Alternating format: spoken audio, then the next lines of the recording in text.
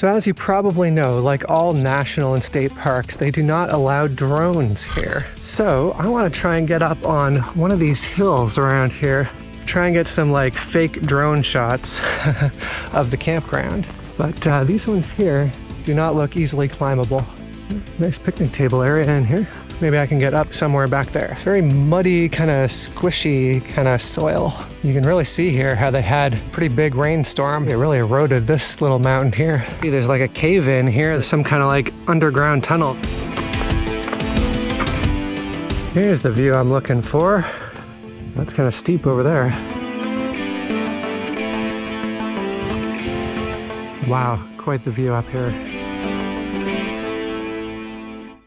Now our campground is filled up every single day, but right next door is the Sunset Campground that, I mean, is maybe not quite as nice, but they have a lot of spots and they very rarely are full. And another thing to note here is that you can run generators in this campground, but not ours. So there's this place in the middle of the desert called The Ranch, and they've got a lot of palm trees. They're date palms. See the dates?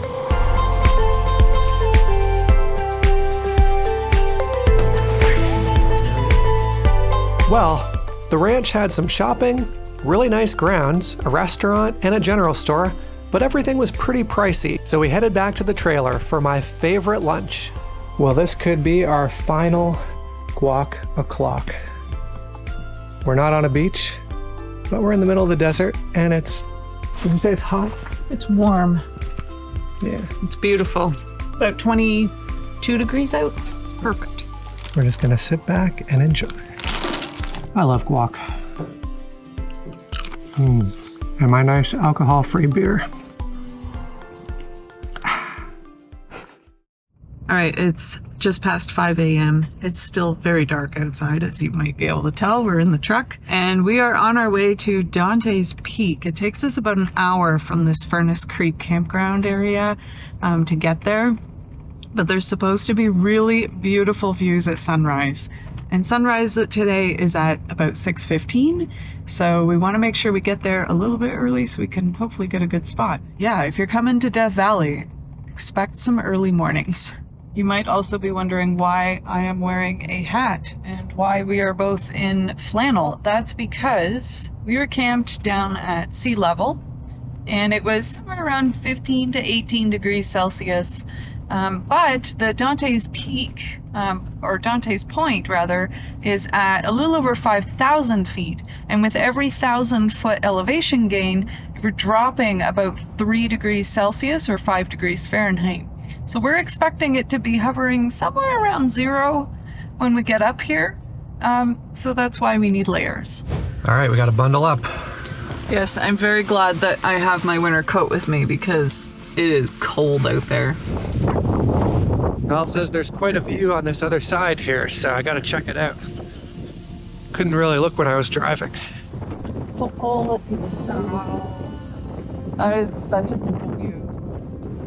Wow. It's windy this morning. Oh yeah, it's really cold. Yeah, we're back in the truck. It's chilly out there. But you're right, I should probably set a time lapse. Yeah, and sunrise isn't for another like 20 minutes, so. Yeah, we're just going to stay protected from the wind in here. Until the moment. We've got our time lapse running, and we're all nice and toasty in here.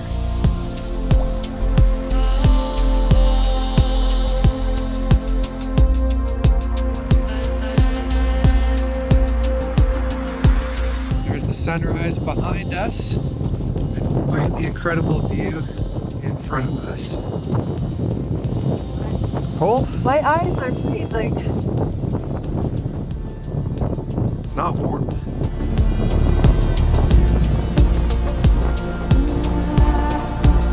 I really hope that sun starts warming things up.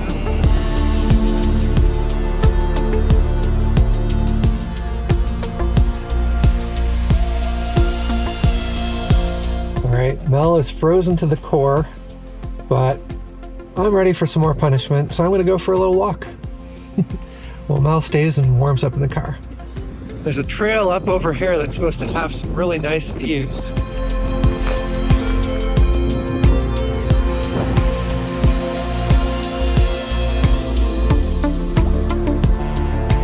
All right, we saw Dante's Peak. It's pretty nice. Now back to the warmth. Now today, Mel is coming and exploring these dunes that I was at yesterday. Are they really dunes though? Like they're like mud that's now dry. This is like the strangest. I've never seen anything like this. This is just weird. Mud dunes. Mud dunes. Part of me says one wrong step and you could sink in and be eaten by the earth in a crevice. Are we being smart? It's totally smart. The good thing is your shoes really stick to this. Here's one of those holes. Oh, and actually this connects to the other one that goes all the way out. Quite the impressive view up here. And that whole way along there has really steep edges. All right, folks, we're gonna try the super scary bit together. You psyched? Yes. My technique is to stare at the path in front of me and focus on that and kind of tune out the drop in my peripheral vision here. I'm gonna try it and hopefully I don't get the heebie-jeebies. I got the heebie-jeebies yesterday. No. Let's do it. Let's do it. No way to go but forward. This here is not bad. That's how I'm like. Don't lean in too far though. I'm pulling down my hat so I literally have blinders.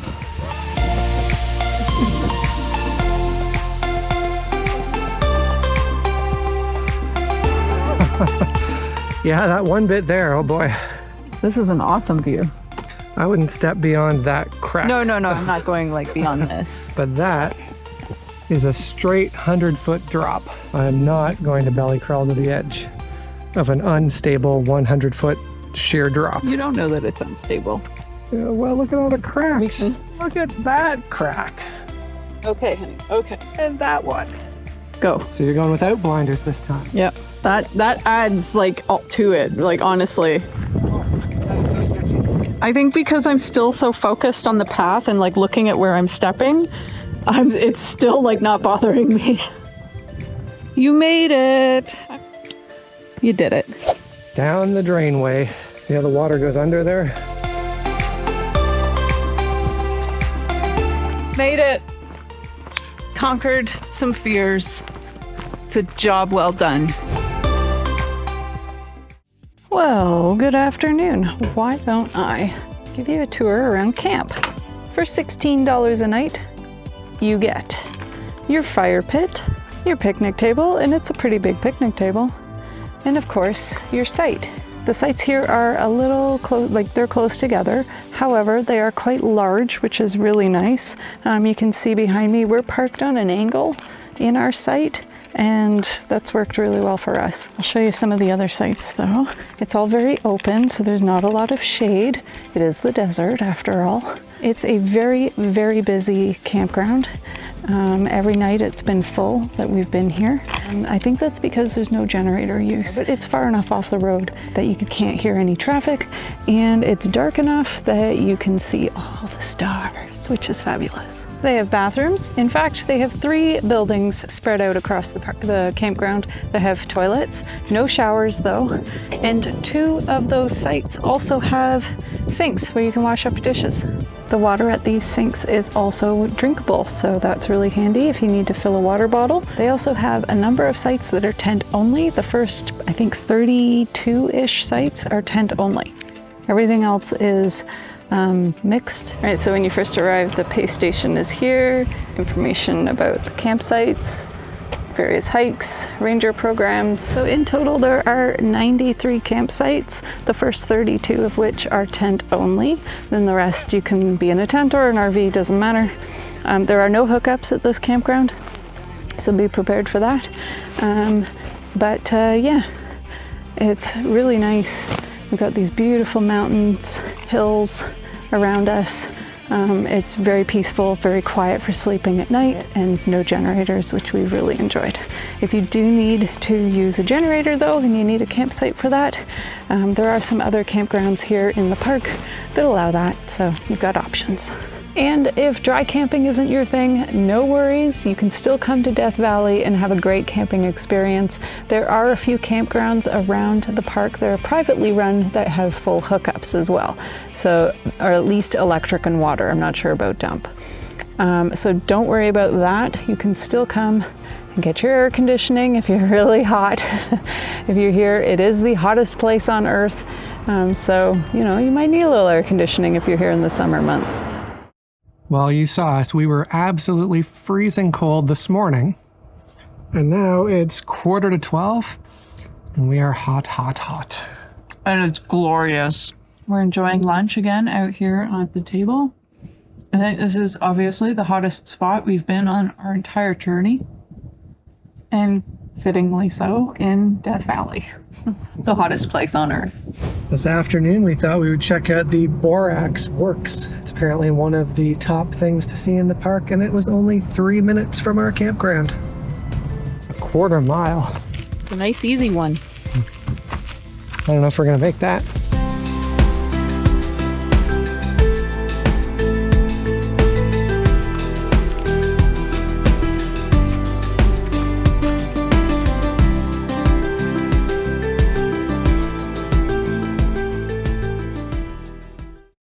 And now, since our previous dune experience was suboptimal, we're gonna go back to the dunes.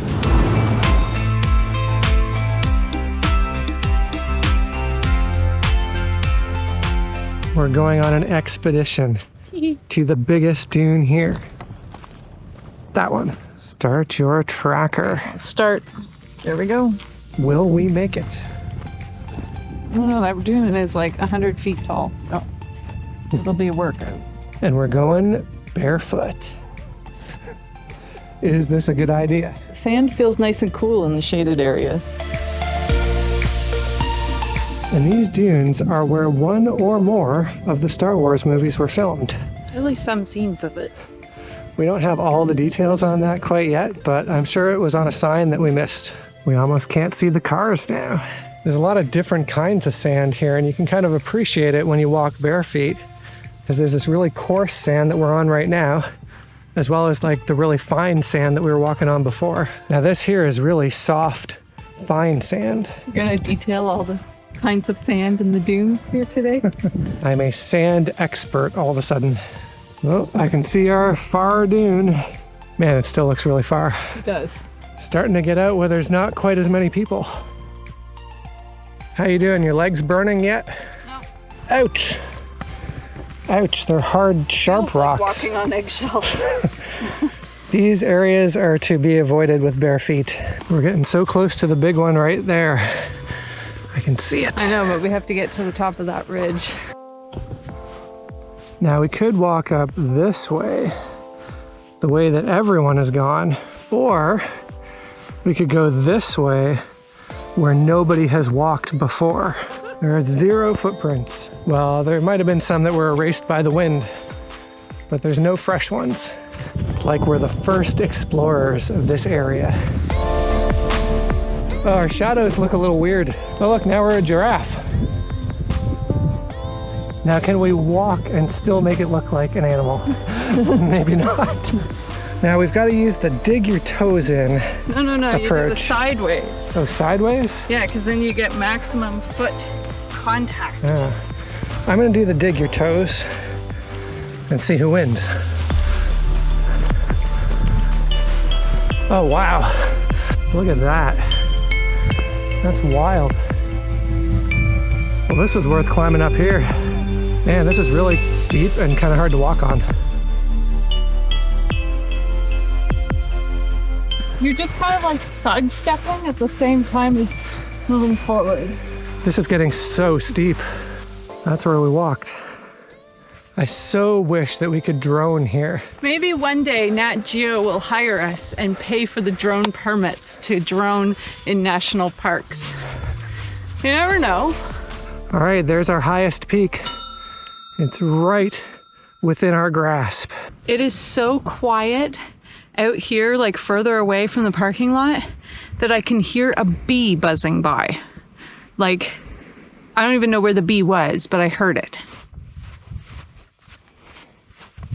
Oh, all right, this is becoming actual work. How are you doing? I'm all right. It's almost the end of the dunes. Oh, yeah. All right, a little bit further, and we're at the tallest one. Yep, We gotta do it. We've come this far. yep.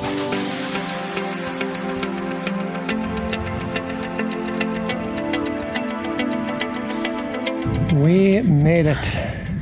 Yeah, you can see every single dune in this dune field. We are definitely on the tallest peak here. All right, we're gonna have a snack now, but for reference, it took us about an hour to get from the parking lot to the tallest dune. And the tallest dune is approximately 100 feet tall. I think we already said that though. Now the loudest thing out here is me chewing. All right, well, that wraps up our time here in Death Valley. I have to say, I've kind of enjoyed not having any cell phone signal or Wi-Fi. It really gave us some time to just kind of sit back, relax, and enjoy things. Yeah, so we're saying that our Starlink breaking was actually a blessing. Yeah, and I have to say this is a bit bittersweet because this is our last destination for this trip, but also the last destination for our truck and trailer. Yes. By the time you see this video, fingers crossed, this trailer will not be ours anymore. We are selling the trailer and the truck and hopefully getting a van. And with that sad bombshell, we will now leave you for this week. We'll be back next week. We've got the entire way home. We're going to boot it in about 4 days. So we'll have a video about that as well. Yeah, so we'll see you next week on the journey home. Bye. You know what you should do? What are you doing? Well, not film me while I'm tucking my sweater into my pants. There it goes again. Do you hear it? Is it a fly? Is it a bee? Whatever it is, it's so loud. Water! I need water! We are definitely on the hullest. I'm delirious. Make sure you don't miss the next video by liking, subscribing, and turning on notifications. Oh, and don't forget to check out our website and sign up for our weekly email blast. Thanks for joining us, and we'll see you in the next one.